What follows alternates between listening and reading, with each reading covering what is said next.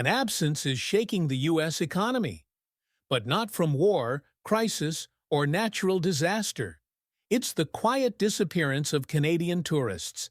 Empty gas stations in Maine, vacant hotel rooms in Vermont, and deserted golf courses in Texas are all telling the same story. The northern neighbor is turning away, and America is paying the price. Number 1. Maine. When the bridges became lonely. For decades, the bridge spanning the St. Croix River connecting the town of Calais, Maine, with St. Stephen, New Brunswick, wasn't just infrastructure. It was an economic heartbeat, a living symbol of the peaceful and familiar relationship between the U.S. and Canada.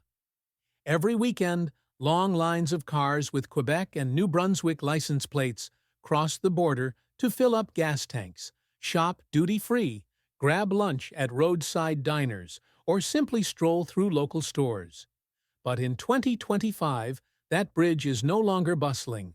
The cars now cross slowly and can be counted on one hand. And on the other side, Maine's border towns are gradually shrinking, growing colder, much like the winters they once shared with northern visitors. This isn't just Calais' story. From Houlton to Fort Kent, from Jackman to Van Buren, the entire Maine border region is witnessing a quiet yet consequential retreat. Shops that once thrived on Canadian customers now hang signs reading, "Closed early." A pizza shop in Madawaska, once famous for cross-border Friday night orders, just announced its closure after 24 years. The owner wrote on Facebook, "We used to be the place where Americans and Canadians met after work. But now it's just us, and a kitchen that no longer sizzles." This change didn't come suddenly. It began with casual conversations between customers and cashiers. Questions about exchange rates, stricter passport checks, the feeling of no longer being welcomed. After the pandemic, cracks that once seemed minor started spreading. Stricter border policies, increasingly discriminatory remarks from American politicians, and the repeated subtle implication that Canada is the little sibling made many feel dismissed. Over time, that feeling turned into action. Canadians began choosing to stay home, spend locally, and explore their own towns instead of heading south like they used to. For America's big cities, this might be just a small ripple. But for Maine, where hundreds of businesses rely on cross-border traffic, it's a reverse tide. Many towns in the state's northeast don't have big factories, international airports, or specialized industries. They survive on connection, the kind Canadians used to sustain with consistency, from daily shopping to weekend getaways. A gift shop owner in Presque Isle shared through tears, "I don't need a flood of tourists. I just want to see familiar faces again." The Quebec man who always bought chocolates for his wife. The New Brunswick couple who asked me about the weather in Portland. Now they're gone, and so are we. Slowly disappearing. Local governments are starting to realize the gravity of the issue. Some towns have tried relaunching cross-border fairs, promoting tourism via social media, or cutting taxes to retain businesses. But when the problem lies in trust and perception, administrative solutions feel weak. Once trust is cracked, it can't be mended with welcome signs or discount coupons. Maine's story poses a bigger question for America. How are we treating our closest friends? While national debates revolve around China, Russia, or immigration from the South, it's the once warm relationship with our northern neighbor that is quietly cooling. Not because of conflict, but because of neglect. And the consequences don't appear in televised speeches, but in empty storefronts and silent for-lease signs fluttering in the cold Maine wind. The border bridge is still there, strong, steel, connecting both shores as it has for hundreds of years. But what once kept it alive was the daily crossing, the quiet mutual respect between two nations. As those footsteps grow fewer, the bridge doesn't collapse, but the towns fall silent. And the scariest part isn't the noise that's gone. It's the silence that's becoming permanent. Number 2. Vermont. When autumns no longer speak French. If Maine is the steady breath of the border, then Vermont was once the heart of seasonal memory, where maple leaves turned a fiery red, where snow-covered peaks became an essential destination for tens of thousands of families from Quebec each year. From towns like Stowe, Jay, and Montpelier to the valleys of the Northeast Kingdom, Canadians didn't just come to visit. They came like relatives keeping an annual promise. Every year, right in time for the fall foliage or when the ski slopes began to open. But in 2025, something changed. Autumn still blazes gold. Winter still blankets everything white. But Vermont feels empty. And for locals who depend on that familiar rhythm, this silence feels like an endless winter. At Jay Peak, a resort nestled right near the border, once proud that French was spoken almost as much as English, the ski rental lines are gone. A young receptionist admitted, "We used to prepare bilingual signs because Quebec guests outnumbered even those from Boston. Now, the signs are still here, but they're not." Vacation condos once booked solid from September now sit vacant until January. Hotel owners are scrambling to run French-language ads on social media, hoping to lure back those once loyal travelers. But what they're losing isn't just a customer base, it's a cultural habit. Vermont doesn't have megacities like New York, nor long coastlines like California. What this state has, and once preserved so well, is a sense of peace, familiarity, and, above all, hospitality. Here, Canadians were called by name, not nationality. Small cafes installed espresso machines simply because Montreal tourists liked Italian-style cappuccinos. Clothing stores stocked extra sizes from Quebec brands. A shop in Stowe even accepted Canadian dollars at a custom rate, just to retain long-time customers. But then, it wasn't just the economy, nor entirely the exchange rate. What changed, according to many, was the atmosphere. Stories of more intensive passport checks, cold stares at border crossings, and political debates on American media made many families feel like Vermont wasn't theirs anymore. Something invisible crept between hospitality and habit, the feeling of being questioned. This shift left very real scars. In Burke, a small town known for adventure tourism, sports equipment shops are liquidating old inventory. A children's ski school had to cancel 3 winter sessions due to low enrollment. A guest house owner who used to hire 6 seasonal workers now keeps only 2. "Not because I want to," she said, "but because I can't afford to pay them when the rooms are empty." In this context, Vermont's government has begun to scramble. Tourism campaigns aimed at Europe and Asia were launched. But with limited budgets and cultural gaps, the efforts feel sluggish. Vermont needs visitors. But more importantly, it needs the return of those who once saw this state as a second home. At a deeper level, what's happening in Vermont is a reminder of something the global tourism economy sometimes forgets. Not every traveler is a passerby. Some come and stay through trust, memory, and tradition. When they disappear, what's lost isn't just revenue. It's the bond built through time. Vermont may still be beautiful, still peaceful, but when its empty streets no longer echo with the laughter of Canadian children, when French is no longer heard in the bars along snowy slopes, that beauty turns cold. Because tourism is not just about travel, it's about the feeling of being welcomed. And once that feeling is gone, the border doesn't have to close. People simply stop coming back. Number 3. Texas. When the warm sun no longer draws shadows. In mid-January, in the bitter cold of Alberta or Saskatchewan, caravans of RVs with Canadian license plates used to roll southward, covering thousands of kilometers to reach the land where the sun still shone warmly and the sky remained untouched by frost. Southern Texas. Towns like McAllen, Harlingen, Mission, or Brownsville, seemingly hidden on the vast map of the United States, suddenly came alive, bustling with the arrival of tens of thousands of northern snowbirds. But in the winter of 2025, something strange was noticed. RV parks sat empty, roadside diners had vacant tables, and the beach along Corpus Christi Bay was so quiet you could hear every gust of wind. Texas was never a traditional tourist destination for Canadians until winters became harsher. Housing prices in Florida soared, and older adults began seeking a place both sunny and affordable. From then on, Texas became the ideal destination: low cost, mild climate, friendly communities, and most importantly, a sense of freedom that nowhere else offered. Many didn't just visit once.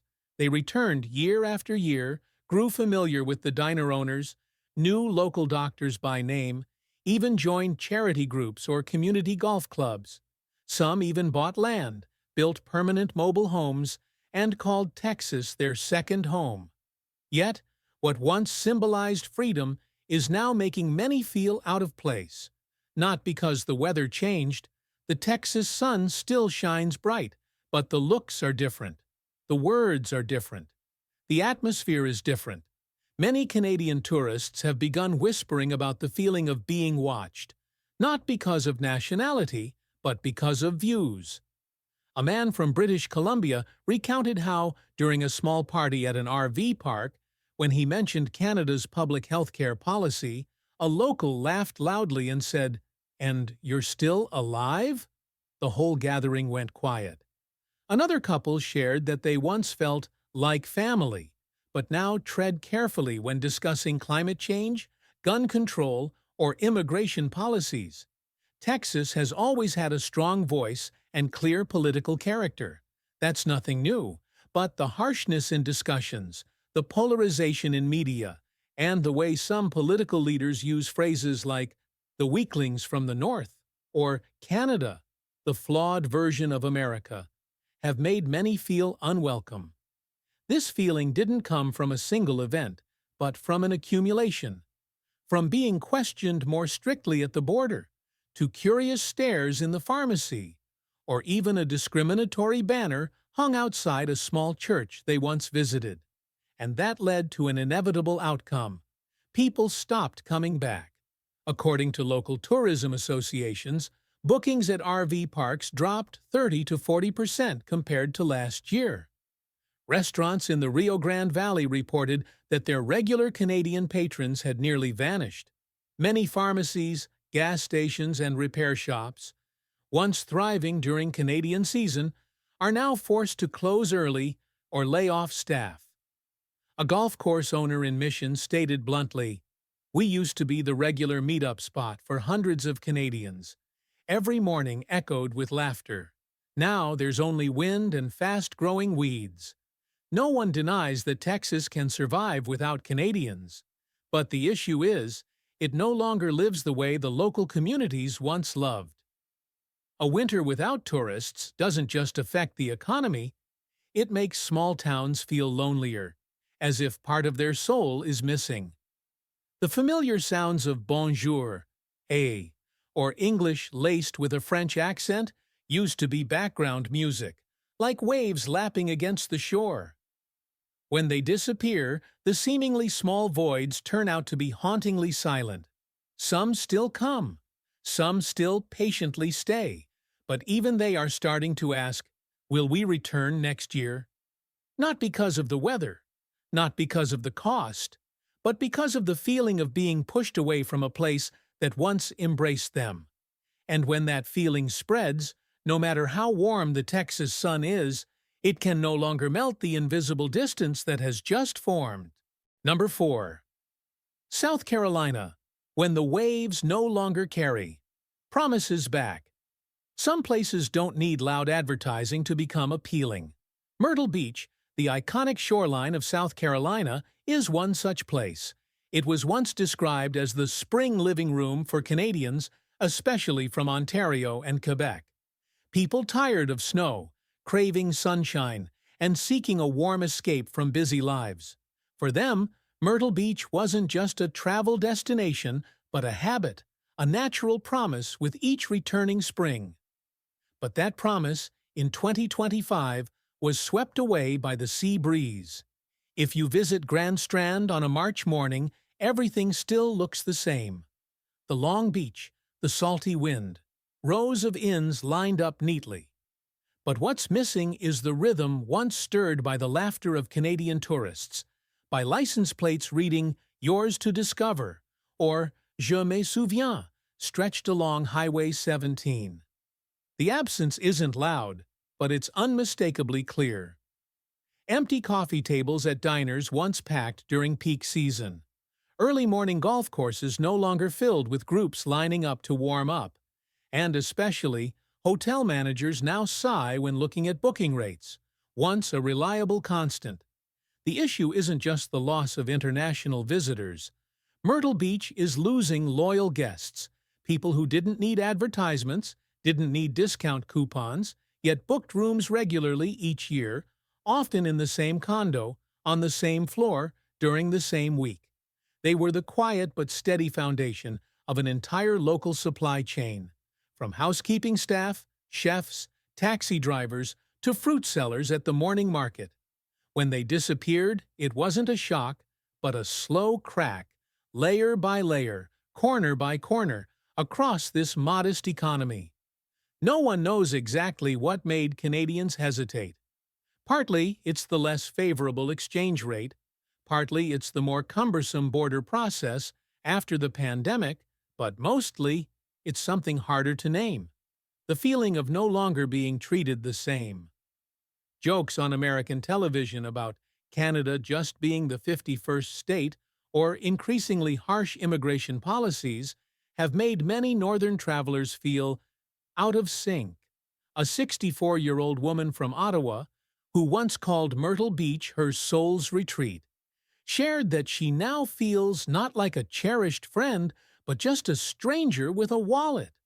Some hotel owners have tried to turn things around. They've launched spring promotional packages, advertised in French, sent thank you emails to longtime Canadian clients. But the big question still lingers.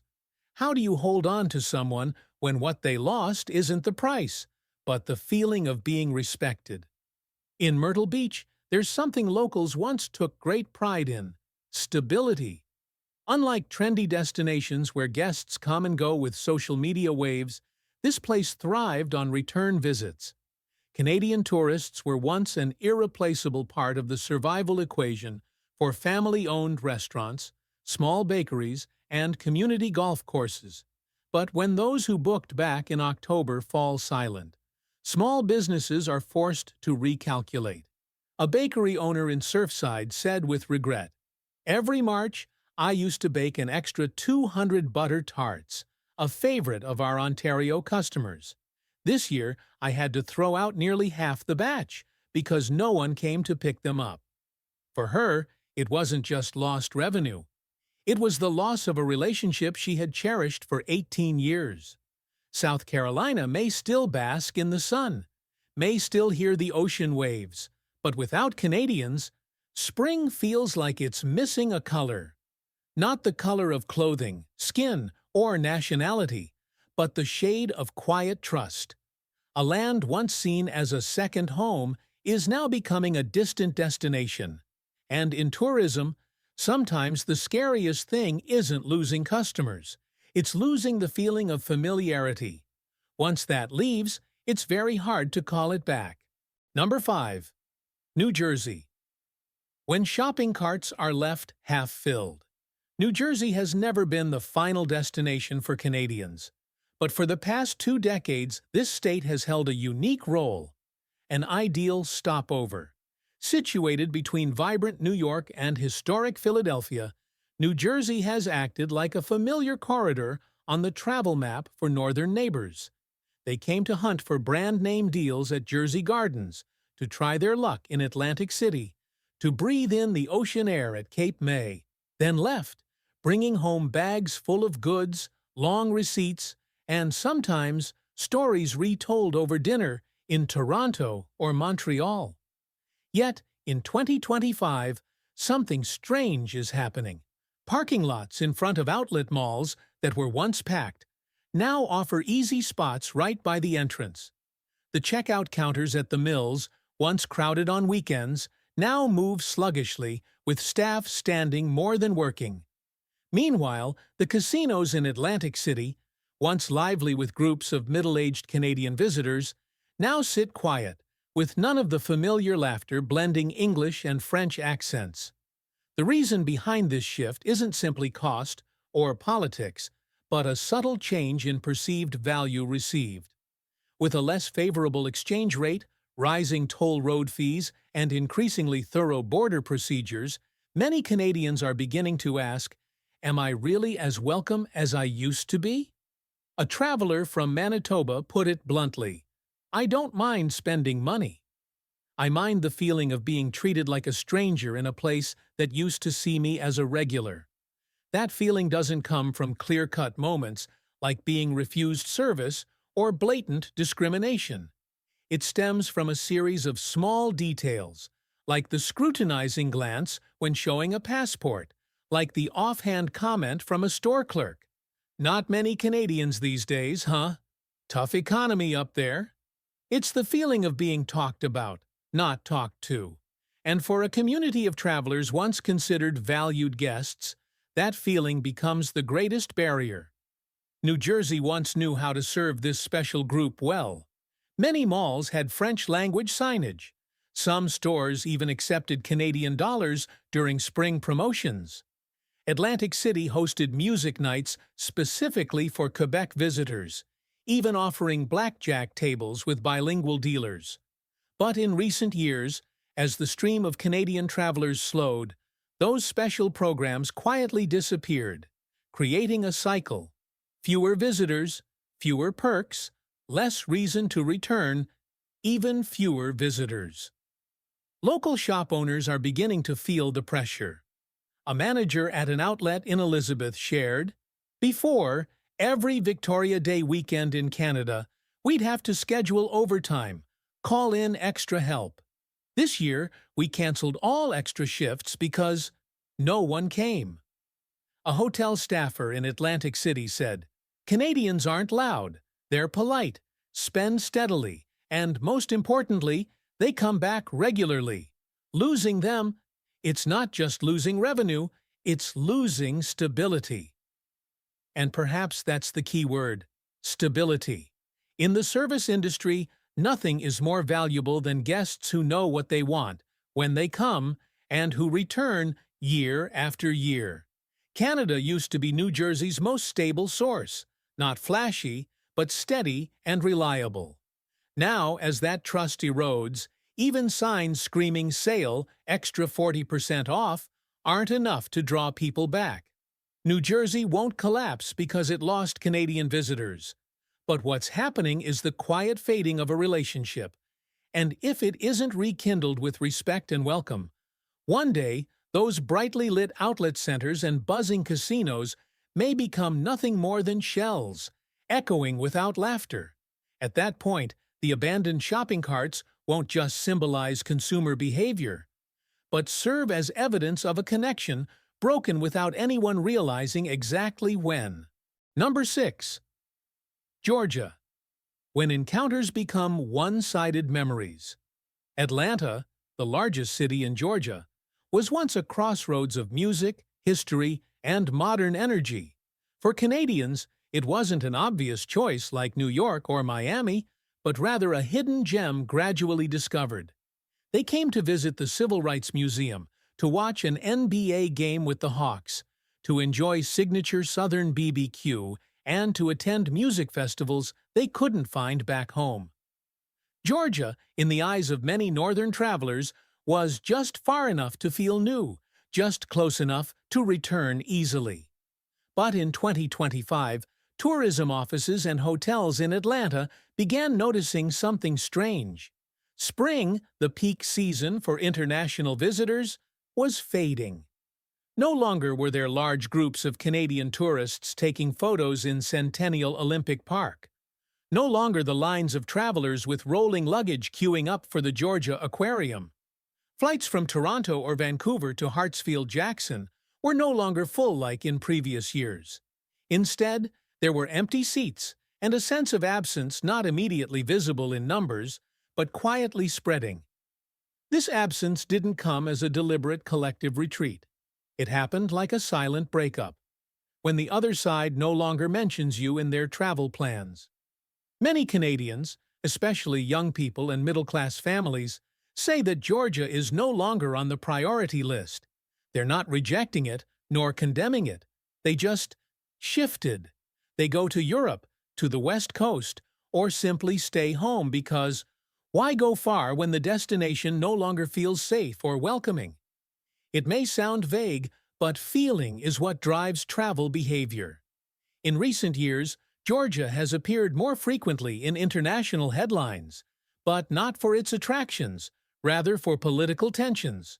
Controversial bills related to voting rights, personal freedoms, and public protests have made the state's image more polarizing. Many Canadians, accustomed to a more conciliatory social climate, feel Georgia is becoming unpredictable and too different in values. A couple from Calgary, who once honeymooned in Savannah, returned to Atlanta for their 10th anniversary. But this year, they canceled the trip at the last minute. The reason wasn't weather, cost, or service. They simply didn't want to sit in a city where we feel like we have to pick sides in a debate that doesn't belong to us. They didn't want their vacation to become a stage for cultural conflict. Hotels and restaurants in Georgia understand that what they're losing isn't big spenders, but consistent ones. Canadian visitors don't always spend lavishly, but they book early, stay longer, and value professionalism and friendliness. When they disappear, businesses don't just lose revenue, but the steady rhythm they'd grown used to. A hotel manager in Midtown Atlanta shared, "We can survive without Canadians, but when they stop coming, everything becomes harder to predict. We lose the weeks we once knew would be fully booked." Georgia still has everything to be an attractive destination: diverse culture, unique cuisine, beautiful landscapes, and well-developed tourism infrastructure. But the issue isn't resources, it's atmosphere. Atmosphere can't be measured in data, doesn't show up in ads or PR campaigns. It's in the first glance between receptionist and guest, in the smile or indifference of a server, in the sense that you're welcomed not because of your passport, but because you're a person, without prejudice. A concierge at a boutique hotel in Atlanta confessed, "Canadian tourists aren't loud, aren't demanding, but they remember for a long time if they've ever been slighted." That's a truth Georgia's tourism industry needs to recognize. Because silent departures like these are often the hardest to fix. When people aren't angry, don't say anything, they simply choose another path. And then, one day, you wake up in a bustling city and realize those once warm encounters have become one-sided memories, fading quietly, like morning mist over the red-tiled roofs of the South. Number 7. Minnesota. When familiar guests stop knocking. For Canadians living in Manitoba or Saskatchewan, Minnesota wasn't really America in the way they said it with a hint of fondness. It was closer, more familiar, less dramatic. With no blue oceans or glamorous cities, Minnesota attracted with its simplicity. A few weekend days to ski in Duluth, shop in Grand Forks, explore peaceful lakes, and enjoy a warm dinner in a family-owned restaurant in Bemidji. Here, Canadians weren't tourists, they were neighbors. But in 2025, those familiar knocks stopped echoing. Parking lots in front of shopping centers grew sparse. Supermarkets that once had bilingual price signs and shelves stocked with familiar northern brands now began shrinking inventory. On the bulletin boards at ski schools in the Iron Range, classes for the group from Winnipeg were no longer registering like every other year. The border region, once seemingly eternal in its two-way flow, is now experiencing a winter longer than expected. Not because of snow, but because of absence. Canadians never came to Minnesota to escape anything. They came for the feeling of being welcomed. For years, cross-border trips were part of everyday life. Head into the U.S. on the weekend, shop at Target, fill the gas tank, then return home with a few small gifts for the kids. It was modest, unflashy consumption, but incredibly steady. A clothing store in Thief River Falls once compared Canadian visitors to small but consistent waves, not sweeping away anything, but sustaining the shore. So what changed? There wasn't one clear reason.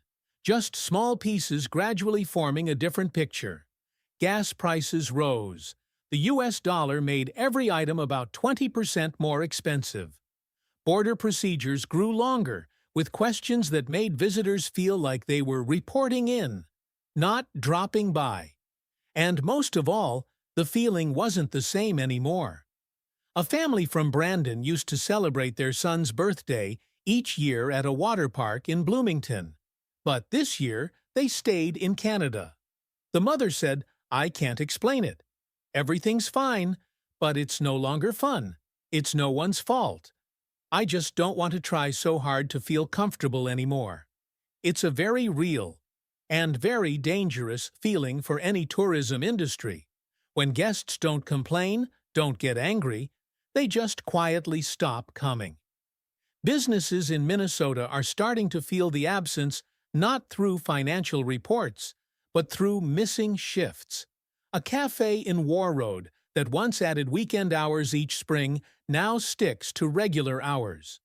A grocery store near the border reduced orders of frozen pastries from a brand popular in Manitoba. A front desk staffer at a small hotel in Ely shared, "I miss the way they'd ask for directions in that soft Canadian accent. I miss how they always tipped well and said thank you twice." Minnesota isn't a state that lives off international tourism, but in small communities where one repair shop, one diner, and one gas station form the local economy's backbone. A few hundred regulars each month are enough to keep life steady. The absence doesn't cause disaster. It creates a kind of silent erosion where people don't quite realize what they've lost until they look back. And perhaps that's Minnesota's quiet lesson. Sometimes the strongest relationships don't need praise or signed agreements.